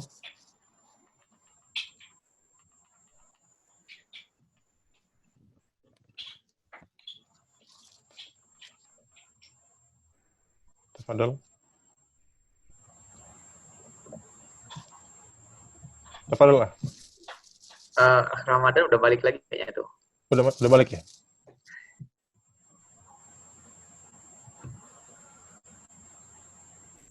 Nggak apa-apa, nanti kita balik lagi ke Ramadan. Tafadhol lah, Ronaldo. Salah nih, Ramadan. Assalamualaikum Ustaz. Assalamualaikum warahmatullahi wabarakatuh. Jazakallah khair atas materinya Ustaz. Ana mau bertanya di poin 6 tadi Ustaz mengenai kesyirikan itu menghapus pahala amalan-amalan kita ya Ustaz. Mungkin nanti kedepannya mungkin akan dibahas juga secara detail, cuman mumpung sekarang ingat dan ngeganjal nih Ustaz, karena langsung tanya sekarang aja Ustaz. Pertanyaannya, apakah semua kesyirikan itu menghapus pahala amal kebaikan kita gitu Ustaz? Karena kan kita tahu juga syirikan itu ada syirik besar, ada syirik kecil, dan mungkin kita tidak sadar setiap harinya kita punya sifat-sifat atau kejadian-kejadian yang kita nggak sadar kalau itu mungkin syirik kecil tapi tetap aja syirik gitu Ustaz. Kayak misalnya ria, atau kita misalnya mencela waktu atau mencela keadaan karena misal kita di jalan gitu Ustaz, macet, wah sial macet kenapa lewat sini, nah tanpa, dan mungkin itu masuk kesyirikan juga Ustaz, tapi mungkin kita nggak sadar. Nah, apakah semua perkara-perkara seperti itu juga menghapus amalan kita atau bagaimana Ustaz? Mohon penjelasannya Ustaz. Jazakallahu khairan. Ya, Kom. Pertanyaan yang bagus ya. Jadi kesyirikan itu terbagi menjadi dua. Ya. Ada yang merupakan syirik besar, ada yang merupakan syirik kecil. Nah, syirik besar adalah sebagaimana yang tadi kita paparkan ya, bahwa ketika seseorang itu memberikan hak yang harusnya punya Allah tapi diberikan kepada manusia, maka itu merupakan syirik besar. Ada juga sebagian ulama yang mengatakan kullu ma thabata annahu ibadah fasarfuha li ghairillahi syirkun. Setiap perkara yang itu adalah ibadah, maka jika dilakukan untuk selain Allah, maka itu adalah kesyirikan, syirik besar. Ya, seperti sholat kalau dilakukan untuk selain Allah, ya, sujud kepada selain Allah, atau contoh-contoh yang tadi kita sebutkan di kajian, maka itu yang Anda sebutkan tadi syirik besar. Yang syirik kecil, syirik kecil adalah perbuatan syirik, akan tapi tidak sampai derajat syirik besar, sehingga ada hal-hal yang membedakan antara syirik kecil dan syirik besar. Dan syirik kecil ini contohnya seperti riya misalnya, atau sum'ah, ya. Dia sholat, ada niatan di situ ingin dipuji sama orang, ya, atau dia beramal soleh akan tapi untuk mendapatkan dunia, ya, ketika dia sholat misalnya untuk mendapatkan jabatan dari atasannya supaya dilihat bahwa dia rajin beribadah. Baik. Kemudian juga seperti bersumpah dengan selain nama Allah, ya, atau meyakini jimat, ya, bahwa jimat ini bisa mendatangkan, bahwa jimat ini sebab untuk mendatangkan kebaikan. Ya, Allah yang memberikan kebaikan, tapi sebabnya adalah jimat ini, misalnya entah itu cincin atau kalung atau gelang atau apapun. Itu termasuk dari syirik kecil. Dan ini pembahasannya agak panjang sebetulnya, akan tapi secara umum ya ada beberapa perbedaan antara syirik kecil dan syirik besar. Di antaranya bahwa syirik besar itu menghapuskan seluruh amal, sebagaimana yang tadi kita sebutkan. Tapi kalau syirik kecil, dia hanya menghapuskan amalan yang tercampuri dengan syirik kecil itu. Jadi kalau syirik besar sekali kita lakukan, itu amalan soleh kita seluruhnya seumur hidup dihapus. Tapi kalau syirik kecil, hanya yang berkaitan dengan amal yang dihapus hanya yang berkaitan dengan syirik kecil tersebut. Jadi kalau misal kita sholat, kemudian kita pengen dipuji dalam sholat tersebut, maka yang dihapuskan hanya sholat itu saja. Ya. Adapun amal-amal soleh yang lain tidak. Kemudian juga di antara perbedaannya adalah bahwa syirik besar itu mengeluarkan seseorang dari agama Islam. Ya. Adapun syirik kecil, maka tidak mengeluarkan seseorang dari agama Islam, dia tetap muslim. Ya. Kemudian yang di antara perbedaannya juga bahwa syirik besar itu menjadikan pelakunya menjadi penghuni neraka selama-lamanya. Ya. Adapun syirik kecil tidak demikian. Dia sama, ya, hukumnya seperti dosa-dosa besar yang lain. Sama seperti dosa-dosa besar yang lain yang tidak menjadikan seseorang itu masuk neraka selama-lamanya. Semoga mencerahkan. Mungkin itu yang bisa saya jawab. Wallahu a'lam.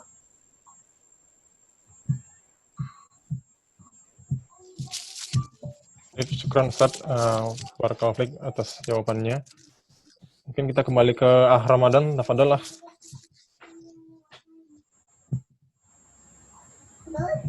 Syukron akhiri. Afwan, tadi internetnya terputus. Thaib Ustaz, Ana ingin melanjutkan pertanyaan yang tadi. Jadi tadi itu ya. Jadi di dekat-dekat kita, Ustaz, mungkin dari kita kecil sampai dengan sekarang itu banyak sekitar kita orang-orang yang kafir, orang-orang yang syirik. Dan ini terutama orang-orang yang memang mayoritas dari mereka lahir memang dari keluarga yang agamanya masing-masing gitu ya. Dan orang-orang ini bisa jadi tidak terlalu jauh dengan kita, Ustaz. Maksudnya seringkali kita berinteraksi dengan mereka, bahkan beberapa mungkin teman yang cukup dekat lah bisa dibilang seperti itu, karena kita banyak menghabiskan waktu dengan mereka, entah itu karena tuntutan pendidikan atau misalnya pekerjaan gitu ya, Ustaz. Nah, pertanyaan Ana adalah kita sebagai muslim itu kan ada kewajiban dakwah sebenarnya. Ada kewajiban dakwah tanpa terkecuali gitu kan. Setiap muslim itu punya kewajiban dakwah. Nah, pertanyaannya, apabila kita tidak pernah mendiskusikan kepada mereka tentang agama yang benar, tentang Islam misalnya, tentang konsep Allah itu seperti apa dan sebagainya, apakah dan Ana pikir mungkin sebagian besar muslim setidaknya punya gambaran itu ya, punya basic ilmu tentang itu, Ustaz. Dan tidak kita sampaikan kepada orang-orang ini gitu. Mungkin sebagian besar kita tidak sampaikan gitu. Nah, apakah dengan kondisi seperti itu ada mereka, padahal mereka adalah orang-orang dekat kita gitu.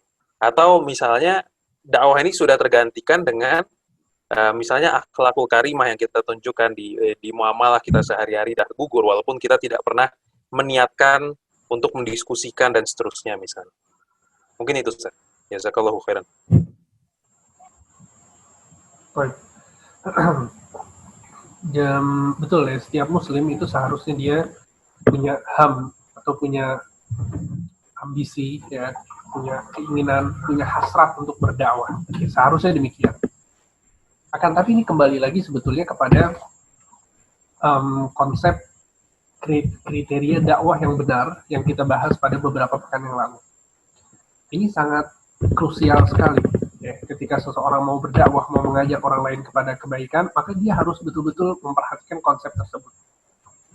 Dan kita juga sudah bahas bahwa dakwah itu pada secara umum terbagi menjadi dua ya.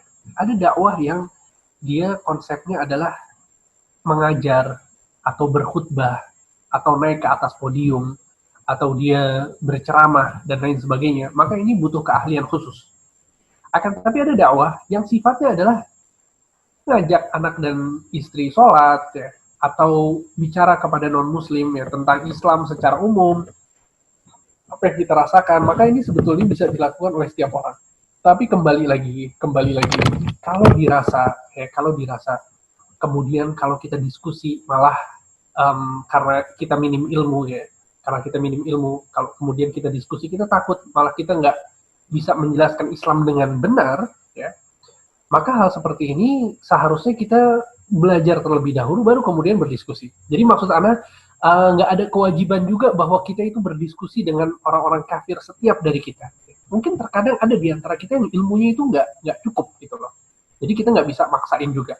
Tapi yang satu hal yang penting untuk diperhatikan adalah yang tadi antum mention juga bahwa Allah seorang tabi'in yang bernama Hasan al-Basri, beliau mengatakan aidhin nasa bi fi'lik wa la ta'idhum bi qawlik. Nasihatilah orang-orang dengan perbuatanmu, jangan nasihati mereka dengan ucapan. Al-Hasan al-Basri dalam konteks ini, beliau mau menjelaskan bahwa bukan berarti beliau melarang kita berdakwah dengan lisan, tidak. Tapi beliau dari konteks ini mau menjelaskan kepada kita bahwa berdakwah dengan perbuatan kita itu jauh lebih berdampak baik dan positif daripada kita berbicara dengan lisan. Ya, terkadang berapa banyak ya orang-orang yang terpengaruh sama Islam itu karena perbuatan kita. Ya, karena pernah dengar cerita ya, dari seorang yang tinggal di negeri barat, di negeri Jerman, itu ada seorang nenek-nenek dan kakek-kakek gitu ya, nenek dan kakek ini dia masuk Islam kenapa? Karena dia punya tetangga muslim dan muslimah yang sudah kakek dan sudah nenek juga. Si tetangganya ini setiap hari anaknya selalu mengunjungi mereka. Setiap hari selalu mengunjungi mereka.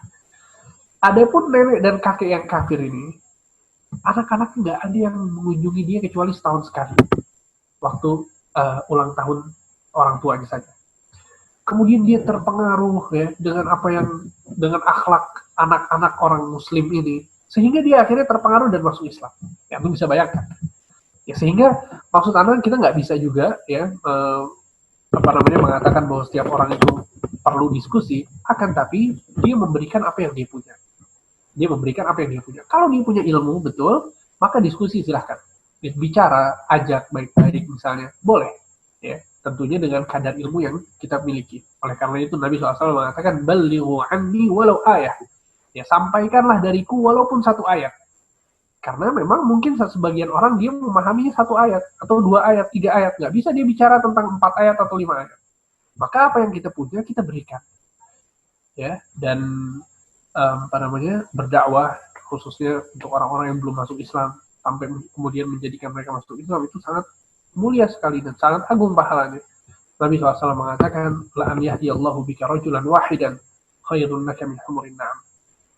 Kalau ada seseorang yang dapat hidayah lewat tanganmu, wahai Ali bin Abi Thalib, maka sungguh itu lebih baik daripada unta merah. Unta merah adalah harta yang sangat berharga bagi orang-orang Arab ketika itu. Mungkin itu yang bisa saya sampaikan. Wallahu a'lam. Baik, syukran Ustaz atas jawabannya. Barakallahu fiik.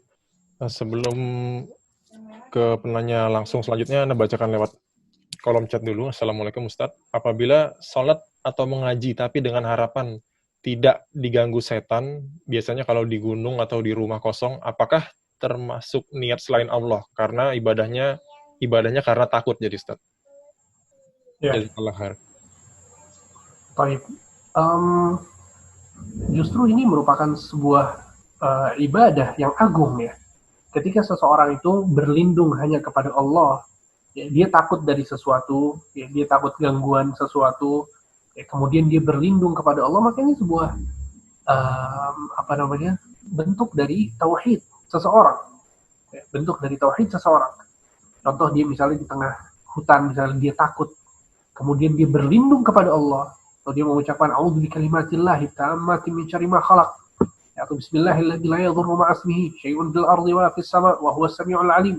Ini adalah zikir-zikir yang sangat agung yang menunjukkan bahwa seseorang itu berlindung kepada Allah Subhanahu wa taala. Dan ini merupakan perintah dari Allah, ya. Allah berfirman, "Qul a'udzu birabbil falaq."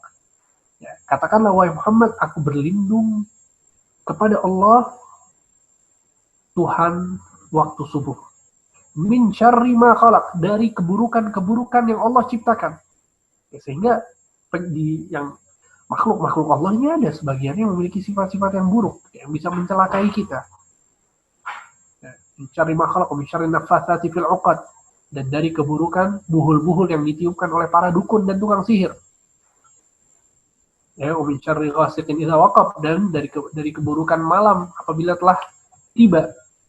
Min syarri hasidin idza hasad, dan keburukan orang yang memiliki sifat hasad ketika dia hasad kepada seseorang. Kita berlindung dari itu. Maka ini ciptaan-ciptaan Allah yang di situ ada keburukan, sehingga kita minta tolongnya sama siapa? Sama Allah Subhanahu wa taala. Maka nggak masalah, ya. Dan juga dalam hadis-hadis Nabi Shallallahu Alaihi Wasallam, Nabi Shallallahu Alaihi Wasallam juga memerintahkan kita untuk berlindung kepada Allah. Ya, jika kita mendapatkan satu hal yang sulit atau mendapatkan satu hal yang menakutkan, ya, maka diperintahkan memang untuk berlindung kepada Allah Subhanahu wa taala. Wallahu a'lam. Baik, jazakallah khairan atas jawabannya. Selanjutnya Ihsan Danang, tafadhol.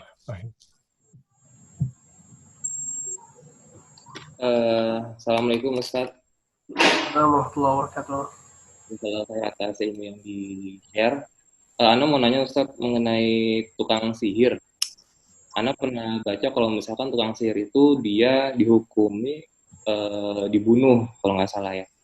Nah itu dia itu berarti nanti meninggal dalam keadaan melakukan kesyirikan, apa masih bisa bertobat sebelum hukuman tersebut sih Ustaz? Seperti itu. Jazakallahu khair. Ya, baik. Yang pertanyaan yang bagus ya. Jadi memang diriwayatkan dari beberapa sahabat ya, bahwa mereka memerintahkan atau membunuh para tukang sihir. Di antaranya Umar bin Khattab. Kemudian sahabat-sahabat yang lain pun demikian. Ya, memberikan kepada waliul amr agar dibunuh. Ya. Bahkan dalam, saya lupa apakah hadis atau perkataan sahabat ya, yang bunyinya adalah haddus sahiri darbatun bisayf. Ya, entah ini hadis atau perkataan Umar bin Khattab, saya lupa. Ya, sesungguhnya balasan untuk seorang yang melakukan sihir adalah dipenggal. Ya, darbatun bisayf, ya, dipukul lehernya dengan pedang. Ya, ada khilaf di antara para ulama, ya, mengapa dia dibunuh. Sebagian ulama mengatakan karena dia adalah orang yang melakukan kerusakan di bumi. Ya, seperti qutta'ut turuq, seperti para perampok atau perompak yang memberikan rasa takut kepada orang-orang, yang memberikan keburukan kepada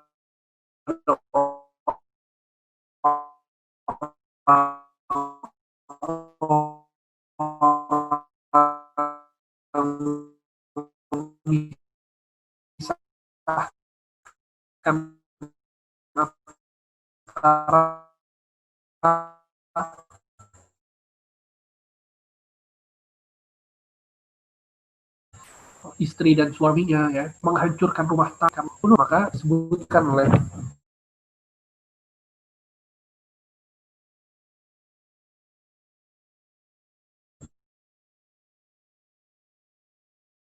bertaubat, ya, sebelum dia dipenggal, katakanlah begitu.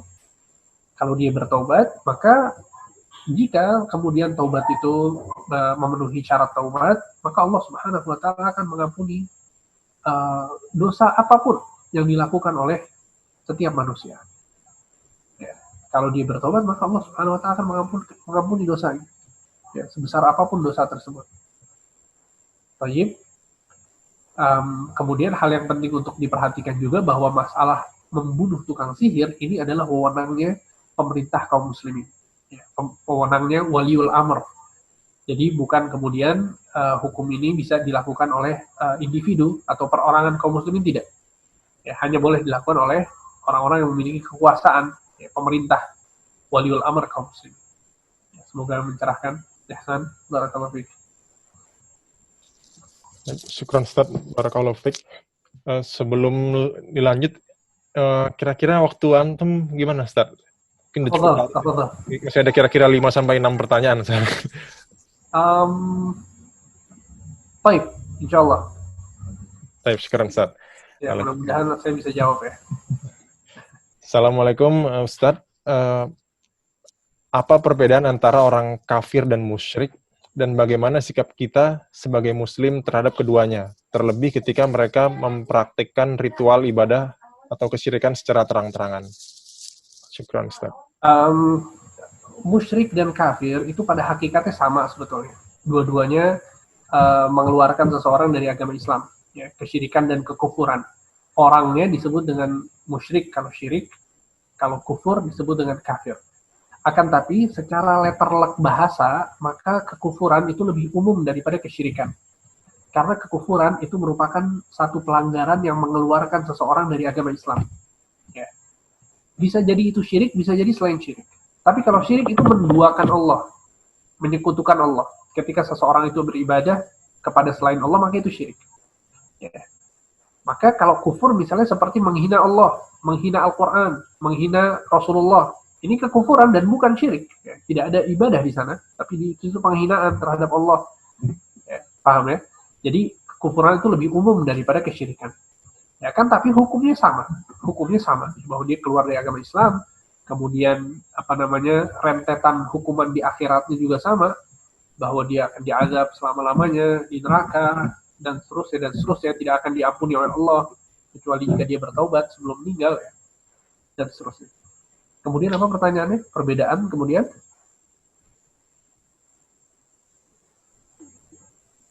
Kemudian bagaimana sikap kita sebagai muslim terhadap keduanya, terlebih ketika mereka mempraktikkan ritual ibadah atau kesyirikan secara terang-terangan? Ya. Kewajiban kita adalah ingkarul munkar, mengingkari kemungkaran.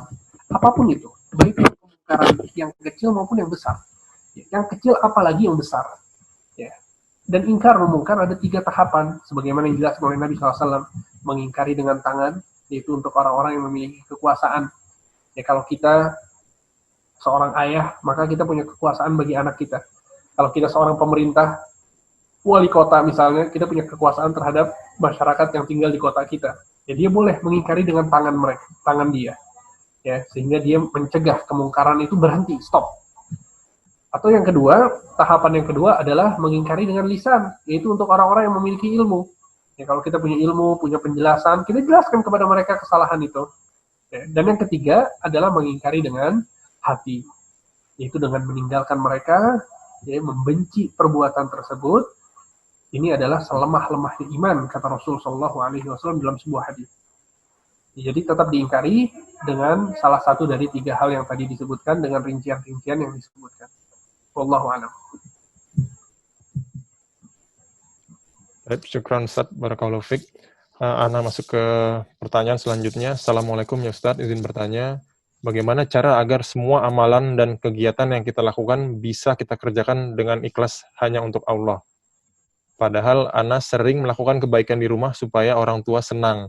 Tapi ketika tidak diapresiasi, Ana suka sedih. Berarti kan Ana belum ikhlas ya Ustaz. Mohon nasihatnya Ustaz. Jazakallah khair. Baik.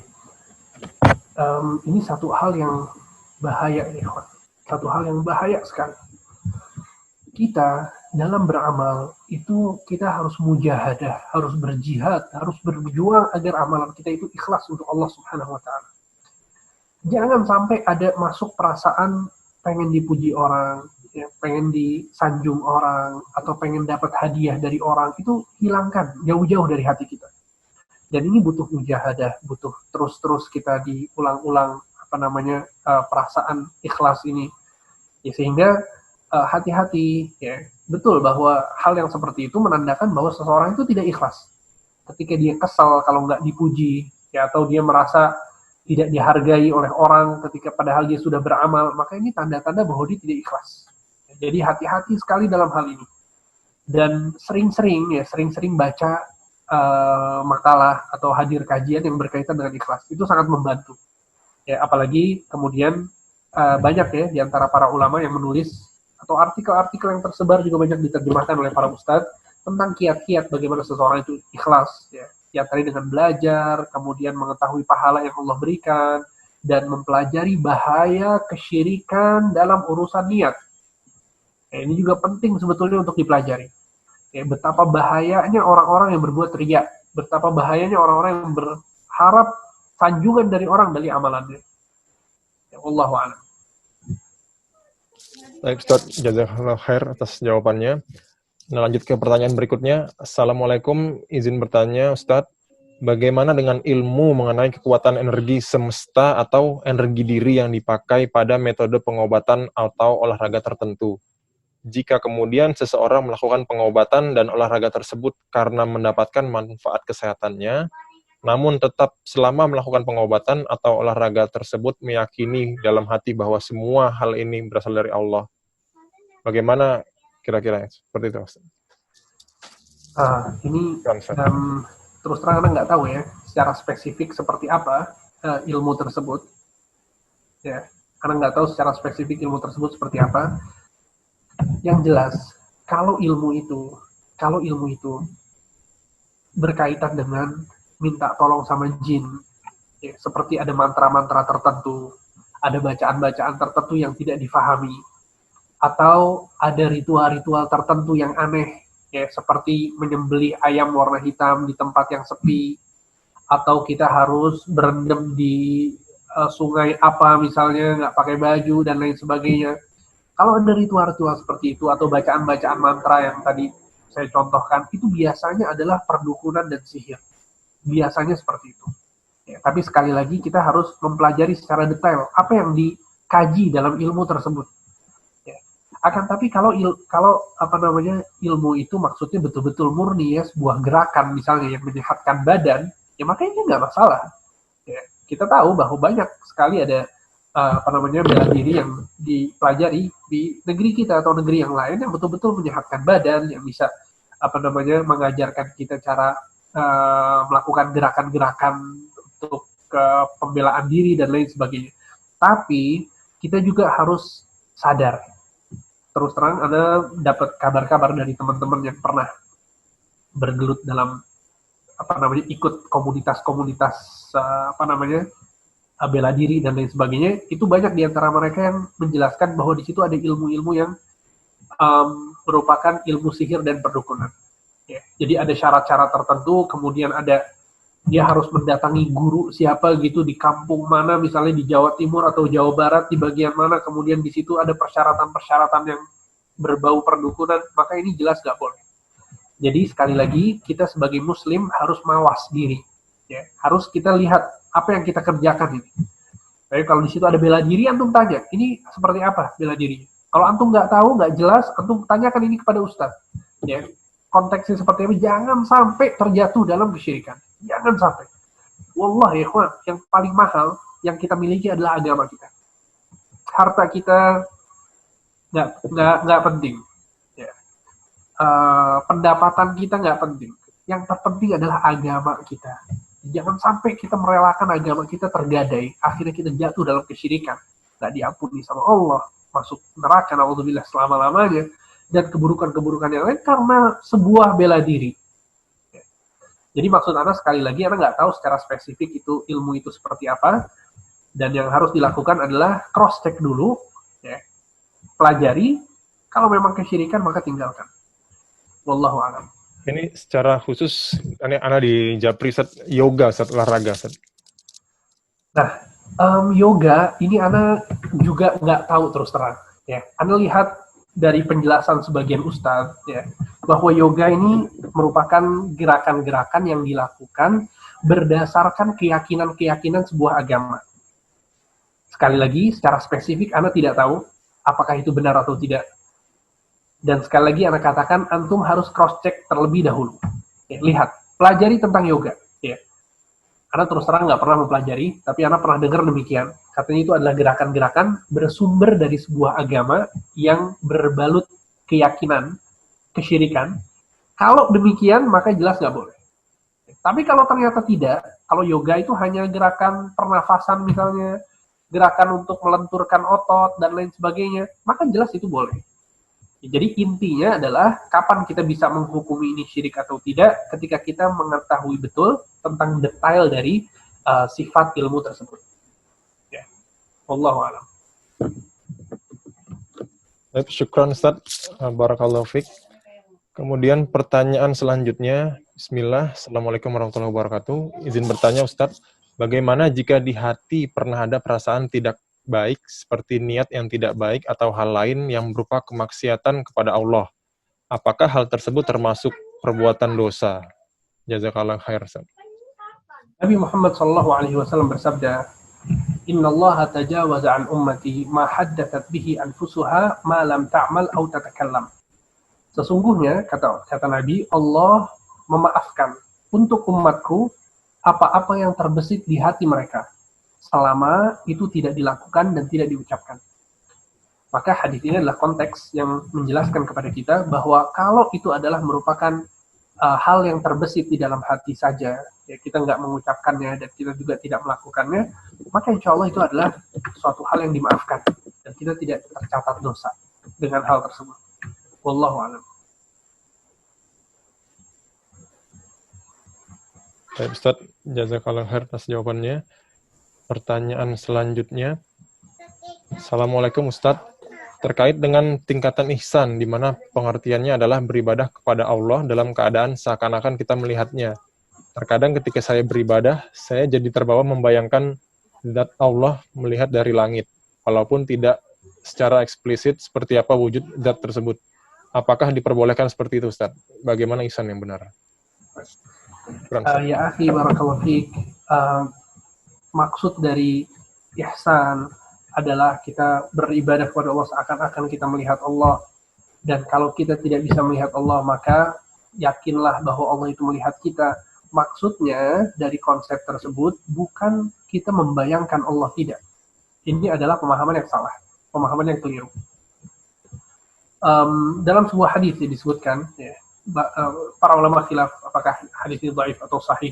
Al-muhim hadis ini menyebutkan bahwa kata Nabi SAW, la tatafakkaru fi dzatillah walakin tafakkaru fi ala'illah. Jangan kalian berpikir tentang zatnya Allah, akan tapi berpikirlah tentang nikmat-nikmat dan makhluk-makhluknya Allah. Ya, makna dari hadis ini sahih, bahwa seseorang itu nggak boleh berpikir tentang wujud Allah, tentang hakikat sifatnya Allah ini seperti apa. Ya Allah seperti apa wujudnya, itu nggak boleh kita berpikir. Ya, karena memang nggak mungkin akal kita ini sampai kepada hal tersebut. Akal kita ini sangat-sangat kecil jika dibandingkan dengan kebesaran dan keagungan dan keindahan Allah Subhanahu wa Ta'ala. Sehingga nggak boleh seseorang itu berpikir, membayangkan tentang zat Allah Subhanahu wa Ta'ala. Kalau kemudian ada terbesit di dalam hati, maka istighfar kemudian jauhi, jangan dipikirin. Nah, maksud dari ihsan adalah bahwa kita beribadah kepada Allah seakan-akan kita melihat Allah. Kemudian kata Rasul, fa'illam takun tarah, kalau engkau tidak bisa melihatnya, fa'innahu yarak, yakinlah bahwa Allah itu melihatmu. Maksudnya itu di sini. Ya, jadi ketika kita nggak bisa melihat Allah, maka kita yakinlah bahwa Allah melihat kita. Ya. Jadi sekali lagi maksud dari ihsan itu bukan membayangkan wujud Allah, tapi kita meyakini bahwa Allah itu melihat kita di hadapan kita. Ya, bahwa kita beribadah ini di hadapan Allah Subhanahu wa Ta'ala, sehingga ini menjadikan kita khusyuk, menjadikan kita takut, menjadikan kita khawatir amal kita tidak diterima, kita segan dengan Allah yang ada di hadapan kita ini. Itu maksud derajat ihsan yang disebutkan dalam hadis Jibril. Wallahu a'lam. Baik, jazakallah khair Ustaz atas jawabannya. Ini kita masuk ke pertanyaan terakhir Ustaz.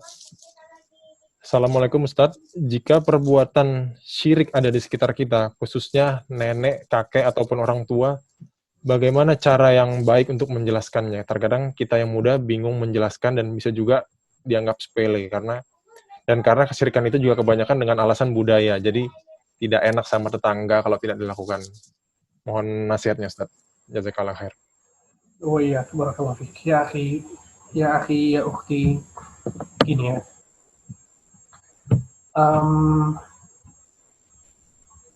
Coba kita pahami baik-baik bahaya kesyirikan ini. Pahami baik-baik. Ini betul-betul harus meresap di dalam hati kita semuanya.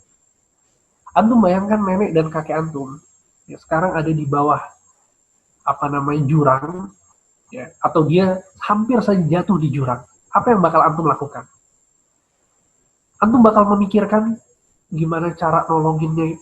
Yang paling pertama antum lakukan adalah ini harus ditolong. Ini wajib, gimana caranya nih orang nggak boleh berbuat syirik. Apalagi dia nenek saya, apalagi dia kakek saya. Perasaan seperti ini harus ada di dalam hati kita. Jadi pertama semangat dulu. Yakinlah bahwa ini sangat menghancur leburkan nenek kita, menghancur leburkan kakek kita. Kehidupan dia di dunia dan kehidupan dia di akhirat. Maka kemudian tunjukkan rasa serius kita, tunjukkan rasa simpati kita terhadap kedua kakek dan nenek kita. Bahwa tunjukkan kepada mereka bahwa kita inginkan kebaikan. Nah, disitulah kemudian antum tunjukkan akhlak baik antum. Kasih dia hadiah, kasih dia kebaikan. Ya, datang setiap hari ke rumahnya misalnya sambil bawa hadiah, sambil bawa makanan, sambil bawa minuman. Ya, senyum kepada mereka, berkata-kata dengan lembut, ya, bujuk mereka, rayu mereka gimana caranya agar meninggalkan kesyirikan-kesyirikan tersebut. Ya, jelaskan bahwa di dalam Islam seperti ini, ambil bukunya misalnya baca bareng-bareng, atau jelaskan dengan hal-hal yang pokoknya antum yang paling tahu gimana caranya masuk ke hati nenek dan kakek antum. Ya, pokoknya jangan sampai mereka melakukan itu. Ya, intinya adalah yang paling penting lemah lembut, kemudian jangan lupa juga untuk memberikan hadiah. Ya, seringkali hadiah itu menarik hati seseorang. Nabi SAW mengatakan tahabu, berikan saling memberi hadiahlah, karena itu akan mendatangkan kecintaan di antara kalian. Wallahu a'lam. Baik, jazakallah khair Ustaz atas paparan materi dan juga jawaban-jawabannya. Semoga dapat bermanfaat bagi seluruh hadirin pada malam ini. Mungkin untuk penutup ada nasihat Ustaz? Ya, intinya adalah bahwa kesyirikan adalah dosa yang paling besar dengan alasan-alasan yang tadi disebutkan. Maka ya yang Anda harapkan setelah kita kajian ini betul-betul di hati kita ada perasaan khawatir, ada perasaan khawatir terhadap dosa yang satu ini. Jangan sampai kita terjerumus, jangan sampai orang sekitar kita itu terjerumus. Ya. Sebagaimana Nabi Ibrahim alaihissalam khawatir, sebagaimana Nabi Muhammad SAW khawatir. Ya, khawatir terhadap umatnya, jangan sampai mereka terjatuh dalam kesyirikan. Maka kekhawatiran ini adalah kekhawatiran yang sangat baik. Ya, kalau kita di zaman sekarang, kita sangat khawatir dengan virus corona, dengan pandemi yang sangat merajalela ini, kita khawatir, sehingga kita betul-betul melakukan hal-hal yang bisa melindungi kita. Ya, kita cuci tangan, kemudian kita pakai masker, kita jarang keluar rumah, mungkin banyak hal yang kita lakukan demi kita tidak terkena virus tersebut. Maka lakukan hal yang sama, kekhawatiran ini. Ya, sebagaimana kita khawatir kepada virus, maka kita juga khawatir. Ya, jangan sampai kita terjatuh dalam dosa kesyirikan. Mungkin hanya itu yang bisa disampaikan. Semoga apa yang disampaikan bermanfaat.